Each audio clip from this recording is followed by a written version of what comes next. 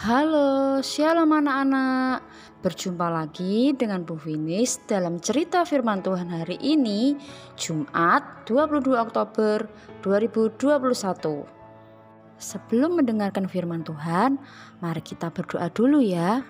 Tuhan Yesus, sebentar lagi kami akan mendengarkan firman-Mu. Tolong Tuhan supaya kami dapat mengerti dengan baik akan firman-Mu. Terima kasih Tuhan, dalam nama Tuhan Yesus kami sudah berdoa. Amin. Firman Tuhan hari ini adalah Tuhan Yesus membangkitkan anak Yairus. Diambil dari kitab Markus 5 ayat 21 sampai 43. Pak Yairus adalah seorang kepala rumah ibadat. Suatu hari Pak Yairus dan Ibu Yairus sedih karena anak perempuannya sedang sakit. Anak perempuan Pak Yairus yang sedang sakit berumur 12 tahun. Pak Yairus mendengar bahwa Tuhan Yesus sedang melewati kotanya. Lalu segera berlarilah Pak Yairus untuk mencari Tuhan Yesus. Kemudian Pak Yairus memohon kepada Tuhan Yesus agar Tuhan Yesus datang ke rumahnya. Tuhan Yesus beserta murid-muridnya pun pergi ke rumah Pak Yairus. Tiba-tiba datanglah saudara Pak Yairus memberitahukan bahwa anak perempuan Pak Yairus yang sedang sakit itu sudah mati. Mendengar hal itu, Tuhan Yesus berkata kepada Pak Yairus, "Jangan takut, percaya saja." Ketika tiba di rumah Pak Yairus, sudah banyak orang yang menangis dan tidak percaya kepada Tuhan Yesus. Kemudian Tuhan Yesus mengusir orang-orang yang membuat ribut itu agar keluar. Lalu masuklah Tuhan Yesus dengan Pak Yairus, Bu Yairus, juga murid-murid Tuhan Yesus yaitu Yohanes, Petrus, dan Yakobus ke dalam kamar anak itu.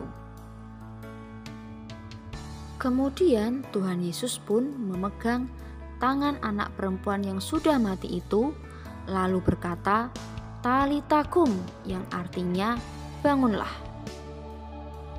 Akhirnya anak perempuan yang sudah mati itu bangun dan bangkit berdiri.